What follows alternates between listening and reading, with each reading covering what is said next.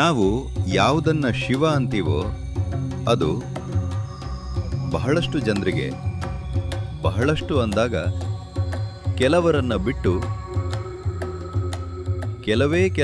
ಬಿಟ್ಟು ಉಳಿದವರಿಗೆ ನಾವು ಯಾವುದನ್ನ ಶಿವ ಅಂತೀವೋ ಅದು ಲಭ್ಯವಾಗೋದು ಮಧ್ಯರಾತ್ರಿ ಮಾತ್ರ.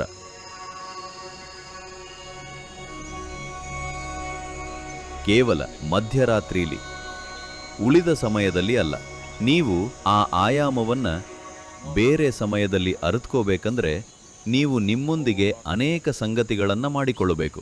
ಇಲ್ದಿದ್ರೆ ಬಹಳಷ್ಟು ಜನರು ಆ ಆಯಾಮವನ್ನ ಸ್ಪರ್ಶಿಸೋಕೆ ಸಮರ್ಥರಲ್ಲ. ಹಾಗಂತ ಮಧ್ಯರಾತ್ರಿ ಎತ್ಕೊಂಡು ಏನೋ ಮಾಡೋಕೆ ಶುರು ಮಾಡಬೇಡಿ. ಶಿವನಿಗೆ ಹಲವು ರೂಪಗಳಿವೆ. ಕೆಲವು ನಿರ್ದಿಷ್ಟ ರೂಪಗಳಲ್ಲಿ ಬಂದ್ರೆ ನಿಮಗೆ ಹ್ಯಾಂಡಲ್ ಮಾಡೋಕೂ ಆಗಲ್ಲ. ಅದು ಅದ್ಭುತವಾಗಬಹುದು. ಪರಮೋಚ್ಚವಾದರ ನಿಟ್ಟಿನಲ್ಲಿ ಅದು ಅದ್ಭುತ ಆಗಬಹುದು. ಆದರೆ ಇವತ್ತಿನ ಲೆಕ್ಕಾಚಾರದಲ್ಲಿ ಅದು ಭಯಾನಕವಾಗಬಹುದು. ನೋಡಿ, ಜನರು ಮಧ್ಯರಾತ್ರಿ ಸ್ಮಶಾನ ಅಥವಾ ಆ ಥರದ ಇನ್ನಿತರ ಜಾಗಗಳಿಗೆ ಹೋಗಿ ಕೂರೋದು ಕೇವಲ ಕತ್ತಲು ಅಥವಾ ಯಾವುದೋ ವಿಚಿತ್ರ ಕಾರಣಗಳಿಗಾಗಿ ಅಲ್ಲ. ಅವರಿಗೆ ತಮ್ಮದೇ ಅನುಭವದಿಂದ ಅಲ್ಲದಿದ್ರೂ ಆಚಾರದಿಂದ ಅದು ಆ ಸಮಯದಲ್ಲಿ ಮಾತ್ರ ಸಿಗೋದು ಅಂತ ಗೊತ್ತು. ನನಗದು ಯಾಕೆ ಅಂತಲೇ ಗೊತ್ತಿಲ್ಲದೆ ನಾನು ಸ್ಮಶಾನದಲ್ಲಿ ಕೂರ್ತಿದ್ದೆ. ಯಾಕೆ ಅಂತ ಗೊತ್ತಿಲ್ಲ, ಅದು ನನ್ನನ್ನು ಸೆಳೀತಿತ್ತು. ಮಧ್ಯರಾತ್ರಿ ಹೋಗಿ ಕೂರ್ತಿದ್ದೆ. ಏನನ್ನೋ ಹುಡುಕ್ತಿದ್ದೆ ಅಂತಾನೂ ಅಲ್ಲ, ಸತ್ತಿರೋ ಜನರಿಗೆ ಏನಾಗ್ತಿರಬಹುದು ಅನ್ನೋದು ಒಂದು ರೀತಿಯಲ್ಲಿ ನನ್ನ ಕುತೂಹಲ ಕೆರಳಿಸಿದ್ರಿಂದ. ಇದಾಗಿದ್ದು ನಾನು 13 ವರ್ಷದವನಾಗಿದ್ದಾಗ. ನಾವು ದಸರಾ ರಜೆಗೆ ಹೋಗಿದ್ವಿ. 15 ದಿನಗಳ ರಜೆ ಇತ್ತು. ವಾಪಸ್ ಬಂದಾಗ ಗೊತ್ತಾಯ್ತು ನಮ್ಮ ಕ್ಲಾಸ್ಮೇಟ್ ಒಬ್ಬಾಕೆ ಸತ್ತೋದಳು ಅಂತ. ರಜೆಯಲ್ಲಿ ನ್ಯೂಮೋನಿಯಾ ಆಗಿ ತೀರಿ ಹೋಗಿದ್ದಳು. ಅವಳ ತಮ್ಮ ಶಾಲೆಗೆ ಬಂದಾಗ ಅವಳು ರಜೆಯ ಸಮಯದಲ್ಲಿ ಸತ್ತೋದ್ಲು ಅಂತ ಹೇಳಿದ. ಶುರುವಿನಲ್ಲಿ ಗಂಭೀರವಾಗಿ ತಗೊಳ್ಳಿಲ್ಲ.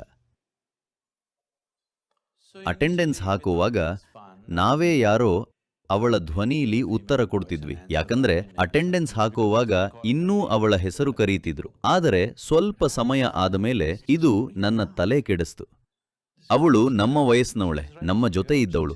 ಈಗ ಇಲ್ಲ, ಮಾಯ. ಅವಳು ಸತ್ತ ಹಾಗೆ ಮಾಡಿ ಸ್ವಲ್ಪ ದಿನ ಆದಮೇಲೆ ಬರ್ತಾಳೆ ಅನ್ಕೊಂಡಿದ್ವಿ. ಆಮೇಲೆ ಗೊತ್ತಾಯ್ತು ಅವಳು ಇನ್ಯಾವತ್ತೂ ಬರಲ್ಲ ಅಂತ. ಇದು ತಲೆಯಲ್ಲಿ ಕೊರೆಯೋಕೆ ಶುರು ಮಾಡ್ತು. ನನಗೆ ಸ್ವಲ್ಪ ದಿನ ಶಾಲೆಗೆ ಹೋಗೋಕೂ ಆಗ್ಲಿಲ್ಲ. ಇದು ಏನೋ ಫೀಲಿಂಗ್ಸ್ ಬಗ್ಗೆ ಅಲ್ಲ, ಅವಳ ಬಗ್ಗೆ ಆತರ ಏನೂ ಇರಲಿಲ್ಲ. ಆದರೆ ಆ ಕುತೂಹಲ, ನನ್ನ ಹಾಗೆ ಇದ್ದ ಒಬ್ಬ ಆಕೆ ಈಗಿಲ್ಲ. ಎಲ್ಲಿ ಹುಡುಕಿದ್ರೂ ಇಲ್ಲ. ಹಾಗಾಗಿ ನಿಜಕ್ಕೂ ಏನಾಗತ್ತೆ ಅಂತ ತಿಳ್ಕೊಳ್ಳೋಕೆ ಬಯಸಿದ್ದೆ. ಅದು ಎಷ್ಟು ಕಾಡಿತ್ತು ಅಂದ್ರೆ ಅದನ್ನ ತಿಳ್ಕೋಬೇಕಿತ್ತು.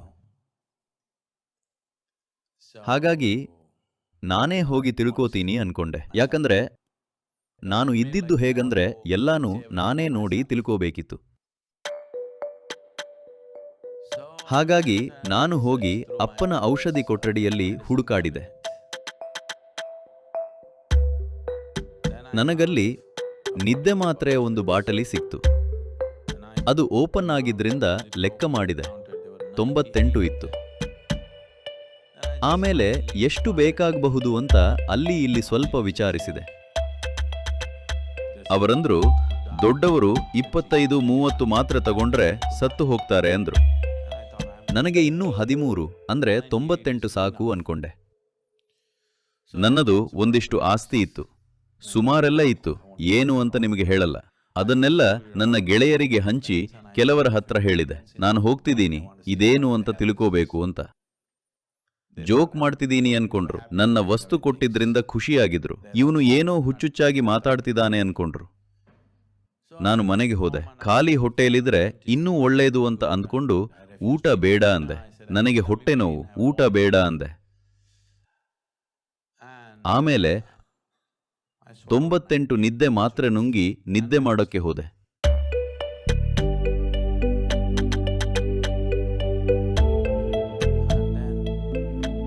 ಆಮೇಲೆ ಏನಾಯ್ತು ಗೊತ್ತಿಲ್ಲ.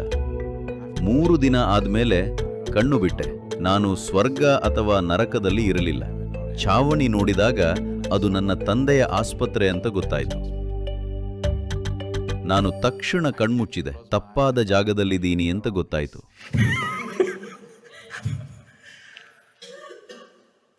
3 ದಿನಗಳವರೆಗೆ ಹೊಟ್ಟೆನ ಕ್ಲೀನ್ ಮಾಡೋಕೆ ಏನೇನೋ ಕೊಟ್ಟಿದ್ರು, ಡ್ರಿಪ್ ಹಾಕಿದ್ರು, ಏನೇನೆಲ್ಲ ಬೇಕು ಎಲ್ಲಾನೂ ಕೊಟ್ಟಿದ್ರು. ನನ್ನನ್ನ ಸಾಯೋಕೆ ಬಿಡಲಿಲ್ಲ. 3 ದಿನಗಳ ನಂತರ ಇಷ್ಟೆಲ್ಲ ಆದ ಮೇಲೂ ನನಗೇನೂ ಗೊತ್ತಾಗಲಿಲ್ಲ. 3 ದಿನ ಪ್ರಜ್ಞೆ ಇರಲಿಲ್ಲ. ಆಸ್ಪತ್ರೆಯಲ್ಲಿದ್ದೆ ಅನ್ನೋದಷ್ಟೇ ಗೊತ್ತಾಗಿದ್ದು. ಈ ರೀತಿ ಕಂಡು ಹಿಡಿಯೋಕೆ ಆಗಲ್ಲ ಅಂತ ಗೊತ್ತಾಯ್ತು. ಹಾಗಿದ್ರೆ ಸಾವಿನ ನಂತರ ಏನಾಗತ್ತೆ? ನಾನು ಸ್ಮಶಾನದಲ್ಲಿ ಸಾಕಷ್ಟು ಸಮಯ ಕಳೀತಿದ್ದೆ. ಏನಾಗತ್ತೆ ಅಂತ ತಿಳಿಯೋಕೆ. ಜನರು ಇಲ್ಲಿ ದೆವ್ವ ಇರತ್ತೆ, ಅದಾಗತ್ತೆ, ಇದಾಗತ್ತೆ ಅಂದ್ರು. ದೆವ್ವ ಭೂತ ಇದೆ ಅನ್ನೋ ಜಾಗಕ್ಕೆಲ್ಲ ಹೋಗಿ ಅವತ್ತು ಮಲಗ್ತಿದ್ದೆ. ಇವತ್ತು ಬರ್ಲಿಲ್ಲ ಅಂತಿದ್ರು. ಯಾರೋ ಒಬ್ಬ ಹೇಳಿದ, ಪ್ರತಿ ಅಮಾವಾಸ್ಯೆಗೆ ಹೋಗಿ ದೆವ್ವಗಳಿಗೆ ರಕ್ತ ಕೊಡ್ತೀನಿ ಅಂತ. ಬೆರಳು ತೋರಿಸಿದ. ದೆವ್ವಗಳಿಗೆ ರಕ್ತ ನೀಡೋಕೆ ಅಂತ ದಿನಾಲೂ ಕತ್ತರಿಸಿಯಾದ ಗಾಯಗಳಿದ್ವು. ನಾನು ಅವನ ಜೊತೆ ಪ್ರತಿ ಅಮಾವಾಸ್ಯೆಗೆ ಹೋಗೋಕೆ ಶುರು ಮಾಡಿದೆ. ನಾನು ಹೋದ ಅಮಾವಾಸ್ಯೆಗೆ ಅದು ಬರ್ತಿರ್ಲಿಲ್ಲ. ಎಲ್ಲಾ ಕಡೆ ಎಲ್ಲಾ ಥರದ್ದನ್ನ ಹುಡುಕಿ ಹೋದೆ. ಇನ್ನೊಬ್ರು ಇದ್ರು, ಕಪ್ಪು ಬಟ್ಟೆ ಹಾಕೊಂಡಿದ್ರು. ನಾನು ಅವರ ಜೊತೆ, ಅವರದ್ದೊಂದು ದೊಡ್ಡ ಕುಟೀರ ಇತ್ತು, ಅದಕ್ಕೆ ಹೋದೆ. ಅಲ್ಲಿ ಕಪ್ಪು ಬಟ್ಟೆ ಕಟ್ಟಿದ ಸುಮಾರು ಗಾಜಿನ ಬಾಟಲಿಗಳಿದ್ವು. ಇದರಲ್ಲಿ ದೆವ್ವಗಳನ್ನ ಹಿಡಿದು ಇಟ್ಟಿದ್ದೀನಿ ಎಂದ್ರು. ನಾನು ಅವರನ್ನ ಫ್ರೆಂಡ್ ಮಾಡಿಕೊಂಡೆ, ಒಂದು ಬಾಟಲಿನ ಕದಿಯೋಣ ಅಂತ. ಆದರೆ ಅವರು ತುಂಬಾ ಜಾಗ್ರತೆಯಿಂದಿದ್ರು. ಬಾಟಲಿ ತಗೊಳ್ಳೋಕೆ ಬಿಡಲಿಲ್ಲ. ಆದರೆ ಯಾವ ಬಾಟಲಿಯಿಂದಲೂ ಒಂದು ದೆವ್ವನೂ ಹೊರಗೆ ಬರಲಿಲ್ಲ. ಸರಿನಾ? ನಾನು ಆಮೇಲೆ ಹೋಗಿ ಸ್ಮಶಾನದಲ್ಲಿ ಕೂತೆ. ಇಲ್ಲಿ ಖಂಡಿತ ಸಿಗಬಹುದು ಅಂತ. ಈಗಷ್ಟೇ ಸತ್ತವರನ್ನ ನೋಡಬೇಕಿತ್ತು. ಸುಟ್ಟ ಕೂಡಲೇ ಬಹುಶಃ ಹೊರಬರುತ್ತೆ, ಆಗ ನೋಡಬಹುದು ಅಂತ. ಯಾರೋ ಅಂದ್ರು 12 ಗಂಟೆಗೆ ಮರಕ್ಕೆ ಮೊಳೆ ಹೊಡೆದ್ರೆ ಬರುತ್ತೆ ಅಂತ. ನಾನು ದಿನಾಲೂ ಹೋಗಿ ಮೊಳೆ ಹೊಡೆದೆ. ವಾಚ್ ನೋಡಿ, 12 ಆಯ್ತು. ಠಣ್ ಠಣ್ ಠಣ್, ಏನೂ ಬರಲಿಲ್ಲ.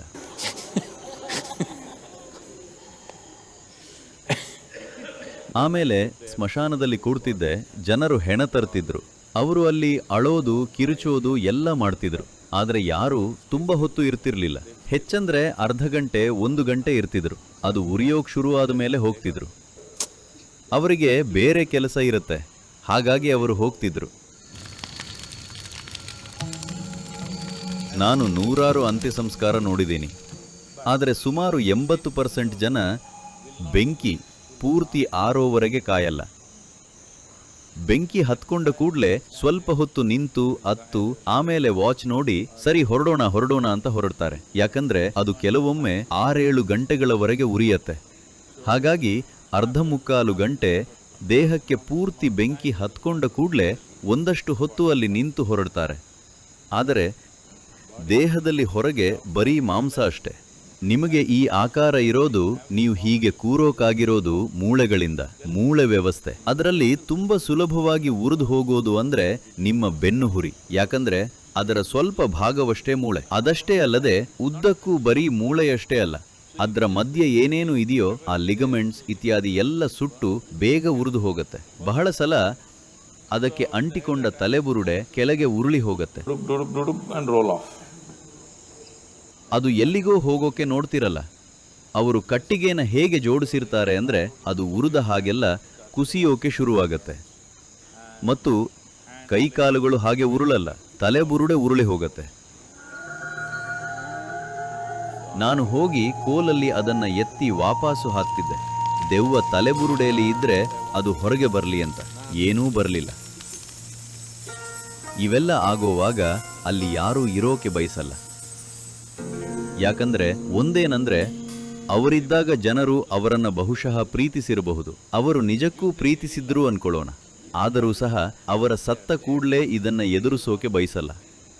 ಮತ್ತು ಹೆಣಗಳ ಬಗ್ಗೆ ಇರೋ ಭಯ ಹೇಳೋಕ್ಕಾಗದಷ್ಟು. ಗೆಳೆಯನ ಜೊತೆ ಶವಾಗಾರಕ್ಕೆ ಹೋಗಿದ್ದೆ. ಮೈಸೂರು ಕ್ಷಯರೋಗ ಆಸ್ಪತ್ರೆ ಶವಾಗಾರಕ್ಕೆ. ನಮ್ಮಲ್ಲಿನ 90% ಜನರಿಗೆ ಹೆಣದ ಬಗ್ಗೆ ಯಾವ ಮಟ್ಟದ ಭಯ ಇದೆ ಅಂತ ನೀವು ನೋಡಬೇಕು.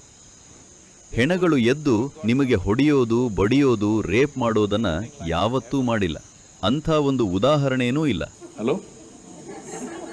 ಒಂದೇ ಒಂದು ಉದಾಹರಣೆ ಇಲ್ಲ. ಆದರೂ ಸುಮ್ಮನೆ ಹೆಣಕ್ಕೆ ಭಯ ಪಡ್ತಾರೆ. ಬದುಕಿರೋರು ನಿಮಗೆ ಹಾನಿ ಮಾಡಬಹುದು, ಸತ್ತವರು ಯಾವತ್ತೂ ಹಾನಿ ಮಾಡಲ್ಲ. ಆದರೆ ಅಸಾಮಾನ್ಯ ಮಟ್ಟದ ಭಯ ಹೊಂದಿರ್ತಾರೆ. ಮೂಲತಃ ಅದು ಅವರಿಗೆ ತಮ್ಮ ನಶ್ವರತೆಯನ್ನು ನೆನಪಿಸತ್ತೆ. ಅದನ್ನು ಎದುರಿಸೋಕೆ ಬಯಸಲ್ಲ. ಬಹುಶಃ ನನಗೆ ಆಗ 19 ವರ್ಷ. ಅಷ್ಟೊತ್ತಿಗಾಗಲೇ ನಾನು ಇದನ್ನೆಲ್ಲ ಸುಮಾರು ನೋಡಿದ್ದೆ. ಈ ಗೆಳೆಯ ಸ್ವಲ್ಪ ಧೈರ್ಯವಂತನೇ ಆಗಿದ್ದ. ಹೆದರು ಪುಕ್ಕಲ ಅಲ್ಲ, ಧೈರ್ಯವಾಗಿದ್ದವನೇ. ನಾವು ಒಳಗೆ ಹೋದ್ವಿ. ಯಾಕಂದ್ರೆ ಸತ್ತಿದ್ದ ಯಾರನ್ನೋ ಗುರುತಿಸ್ಬೇಕಿತ್ತು. ಅವನನ್ನು ಒಳಗೆ ಕರ್ಕೊಂಡು ಹೋದೆ. ಜೊತೆ ಇದ್ದವರು ಬಾಗಿಲು ತೆರೆದ್ರು. ಅಲ್ಲಿ ಹೋದಾಗ 12ರಿಂದ 13ರವರೆಗೆ ಶವಗಳಿದ್ವು. ಹಾಗಾಗಿ ಹತ್ತಿರ ಹೋಗಿ ನೋಡಬೇಕಿತ್ತು. ಅವನು ಯಾವ ರೀತಿ ಹೆದರಿದ ಅಂದರೆ ನೀವು ನಂಬಲ್ಲ. ಅವನು ಸತ್ತೇ ಹೋಗ್ತಾನೆ ಅಂದ್ಕೊಂಡೆ. ಅಷ್ಟು ಹೆದರಿದ್ದ. ಅವನಿಗೆ ತನ್ನ ಮೇಲೆ ಹಿಡ್ತಾನೇ ಇರಲಿಲ್ಲ. ಶವಗಳನ್ನು ನೋಡಿ ಆ ಮಟ್ಟಿಗೆ ಹೆದರಿದ್ದ. ಅವೆಲ್ಲ ಸಾಮಾನ್ಯ ಶವಗಳು. ವಿರೂಪಗೊಂಡಿರಲಿಲ್ಲ, ಕೊಳೆತಿರಲಿಲ್ಲ, ಏನೂ ಇಲ್ಲ. ಸಾಮಾನ್ಯ ಶವಗಳು. ವಾಸನೆ ಇರುತ್ತೆ, ಅದು ಬಿಡಿ. ಜನರಿಗೆ ತುಂಬ ಹತ್ತಿರದಿಂದ ಅದನ್ನು ಎದುರಿಸೋಕೆ ಆಗಲ್ಲ. ತಕ್ಷಣ ಅಲ್ಲಿಂದ ಹೊರಗೆ ಹೋಗೋಕೆ ಬಯಸ್ತಾರೆ. ನಾನು ನನ್ನೊಳಗೆ ತಿರುಗಿದಾಗ ಮಾತ್ರ ನನ್ನೊಳಗಿನ ಭೂತಾನ ಕಂಡೆ. ಬೇರೆಲ್ಲೇ ಹುಡುಕಿದ್ರೂ ಸಿಗಲಿಲ್ಲ.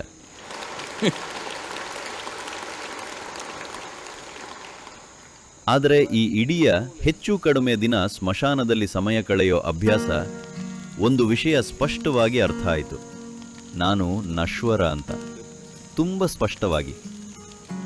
ನನ್ನ ಬಗ್ಗೆ ಯಾವುದೇ ಸಂಶಯ ಉಳಿಲಿಲ್ಲ. ಸೀಮಿತ ಅವಧಿ ಅಂತ ಗೊತ್ತಾಯಿತು. ಸೀಮಿತ ಅವಧಿ ಅಂತ ಗೊತ್ತಾದ ಮೇಲೆ ನಿಮ್ಮ ಜೀವನನ ಸಮರ್ಥವಾಗಿ ಹೊಂದಿಸ್ಕೊಳ್ತೀರಿ, ಶಾಶ್ವತವಾಗಿ ಇರ್ತೀರಿ ಅನ್ಕೊಂಡಿದ್ದೀರಿ. ಹಾಗಾಗಿ ನಿಮಗೆ ಅಗತ್ಯ ಇಲ್ಲದಿರೋ ಅನೇಕ ಸಂಗತಿಗಳನ್ನು ಮಾಡೋಕೆ ತುಂಬ ಸಮಯ ಇದೆ. ಈಗ ಎಲ್ಲ ಥರದ ಮೂರ್ಖ ಕೆಲಸಗಳನ್ನು ಮಾಡ್ತಿದ್ದೀರಿ. ಎಷ್ಟೆಲ್ಲ ಬೇಡದಿರೋ ಮಾತು, ಎಷ್ಟೆಲ್ಲ ಬೇಡದ ಕೆಲಸ, ಎಷ್ಟೆಲ್ಲ ಬೇಡದಿರೋ ಭೂತಗಳನ್ನು ಹುಟ್ಟಾಕಿದ್ದೀರಿ. ಯಾಕಂದ್ರೆ ನೀವು ಚಿರಂಜೀವಿಗಳು ಅನ್ಕೊಂಡಿದ್ದೀರಿ. ನೀವು ನಶ್ವರ ಅಂತ ಅನುಭವದಿಂದ ಗೊತ್ತಿದ್ರೆ ಇಲ್ಲಿ ಕೂತಿರೋವಾಗ ಜೀವನ ಉರುಳಿ ಹೋಗ್ತಿದೆ ಅಲ್ವಾ? ಹೌದಾ ಅಲ್ವಾ? ನೀವಿಲ್ಲಿ ಕೂತಿರೋವಾಗ್ಲೂ ಅದು ಉರುಳಿ ಹೋಗ್ತಿದೆ. ಈ ಅರಿವು ಇದ್ರೆ ಯಾರ ಜೊತೆನೋ ಜಗಳ ಮಾಡೋಕೆ, ಇನ್ನೇನೋ ಅಸಂಬದ್ಧಗಳಿಗೆ ಸಮಯ ಇರುತ್ತಾ? ಇಲ್ಲ. ನಿಮಗೆ ನಿಜಕ್ಕೂ ಏನು ಮುಖ್ಯಾನೋ ಅದನ್ನ ಮಾತ್ರ ಮಾಡ್ತೀರಿ. ಪ್ರತಿಯೊಬ್ಬನೂ ತನಗೆ ಏನು ಮುಖ್ಯಾನೋ ಅದನ್ನ ಮಾತ್ರ ಮಾಡಿದ್ರೆ ಈ ಜಗತ್ತು ಪೂರ್ತಿ ಬೇರೇನೇ ಥರ ಇರುತ್ತೆ. ಈಗ ನಶ್ವರತೆಯನ್ನ ಒಪ್ಪಿಕೊಳ್ಳೋದು ತುಂಬಾನೇ ಮುಖ್ಯ. ಆದಷ್ಟು ಚಿಕ್ಕ ವಯಸ್ಸಲ್ಲೇ ಅದನ್ನ ಒಪ್ಪಿಕೊಂಡ್ರೆ ಅತ್ಯುತ್ತಮ. ಜೀವನಾನ ಸೆನ್ಸಿಬಲ್ ಆಗಿ ರೂಪಿಸ್ಕೊಳ್ತೀರಿ.